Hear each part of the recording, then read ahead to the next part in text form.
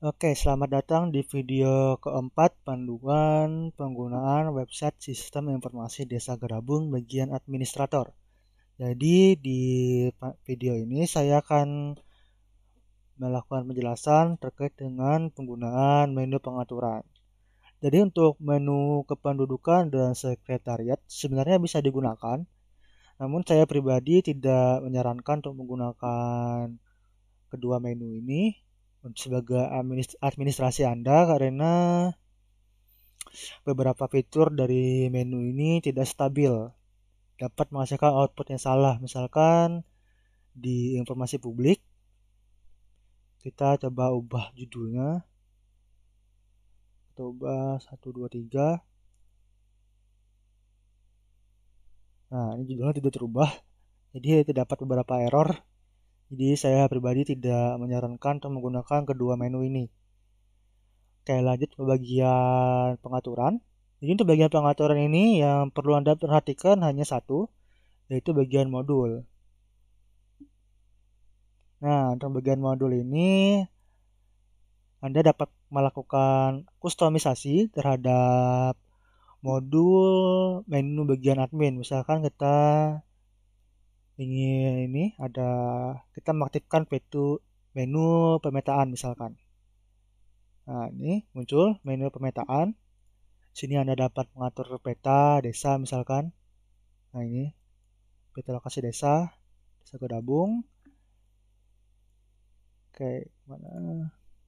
Tapi untuk ini juga sama, saya nonaktifkan karena dia bersifat tidak stabil ini. Baru seperti aja sudah terdapat beberapa error tampilannya. Aduh, ini kita kembali ke bagian modul. Kita nonaktifkan kembali. Jadi saya tidak menyarankan untuk mengotak-atik bagian ini kecuali Anda ingin menambahkan fitur ini dan ingin menggunakan fitur-fitur ini.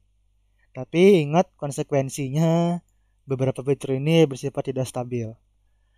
Kemudian bagian aplikasi ini juga sama. Saya tidak menyarankan untuk mengotak-atik bagian ini. Mungkin bagian yang dapat diubah hanya bagian tema, web theme. Di sini Anda dapat mengubah tema dari bagian pengguna umum ini. Misalkan kita ubah menjadi Natra. Kita simpan. Kemudian kita refresh bagian ini. Nah, ini temanya berubah. Nah, ini beberapa fitur. Jadi memang benar-benar berubah temanya. Kalau saya pribadi lebih suka tema Cosmo 2.0.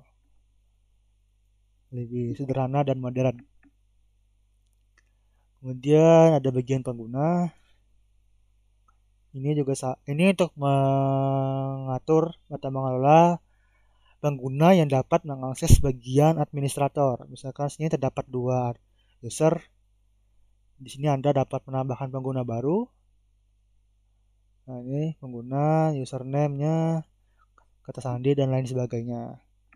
Kemudian terdapat menu database. Kalau ini saya pribadi jangan diotak-atik ya. Kecuali jika Anda paham dengan cara menggunakan ini. Ini saya pribadi juga tidak paham soalnya. Kemudian info sistem. Nah, ini cuma informasi sistem seperti ekstensi PHP yang digunakan. Iya, ini cuma informasi sistem. Kemudian ada QR code. Di sini Anda dapat membuat QR code. Misalkan seperti ini. Gedabung.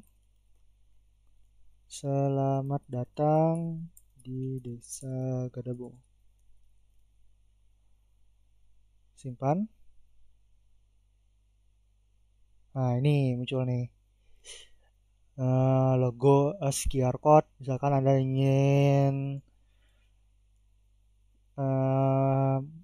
menyebarkan informasi seperti link melalui QR code ini.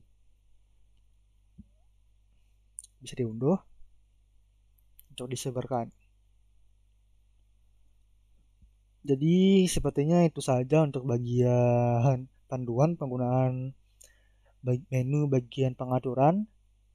Seperti saya utarakan tadi, sebaiknya jangan diubah-ubah kecuali memang Anda ingin menerima konsekuensi terhadap fitur-fitur yang bersifat tidak stabil ini.